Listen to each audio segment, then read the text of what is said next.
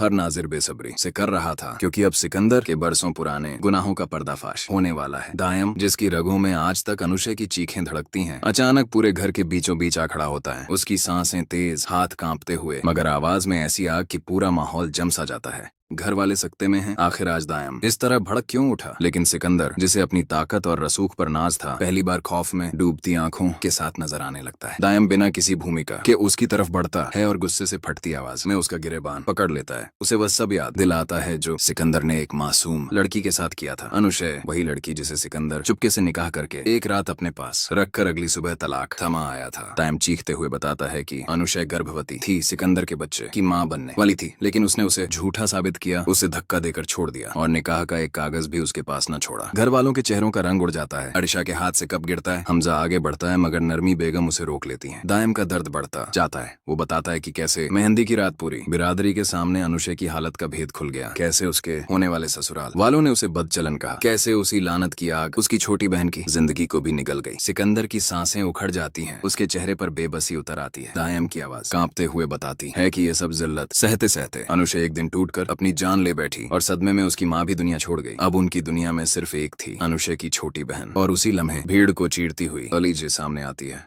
उसकी आंखों में सदियों का दर्द है, मगर कदम मजबूत। वह खुद को अनुशय की बहन बताकर दहाड़ती है कि सिकंदर ही उसकी बहन का कातिल है, उसकी खुशियों का, उसकी इज्जत का और उसकी जिंदगी का। हमजा उसका हाथ पकड़ना चाहता है, पर अलीजे उसे झटक देती है। सिकंदर की तरफ बढ़कर कहती है कि जिस दरिंदे ने उसकी बहन की दुनिया तबाह की, वह और कोई नहीं, वही है। फिर वह नरमी बेगम की तरफ मुड़ती है, उन्हें याद दिलाती है कि उन्होंने कैसे उनकी इज्जत पर उंगली उठाई थी और अब उनके अपने बेटे के लिए कौन सा नाम मुनासिब है, बेगैरत, जालिम या दरिंदा। नरमी बेगम की आंखें डबडबा जाती हैं। पहली बार वह खामोश और शर्मसार होती हैं। अलीजे सिकंदर की तरफ उंगली उठाकर कहती है कि उसकी बहन ने इंसाफ अल्लाह पर छोड़ दिया था और आज वही इंसाफ उस पर टूट पड़ा है। सिकंदर के पैरों तले जमीन खिसकने लगती है, दिमाग सुन्न, यादें हथौड़ों की तरह उस पर गिरने लगती हैं। अनुशय की फरियादें, उसकी सिसकियां, उसके आखिरी लम्हे। वह घबराकर पूछता है कि अगर अनुशय मर चुकी थी तो ये खत, फूल, साए, आहटें कौन भेज रहा था? उसका शरीर लड़खड़ाता है, वह दीवार पकड़ लेता है। पूरा घर उसकी बर्बादी को अपनी आंखों से टूटते कांच की तरह बिखरते हुए देख रहा है। पहली बार सिकंदर खुद अपने गुनाहों के बोझ तले घुटता, टूटता और मिटता हुआ दिखाई देता है।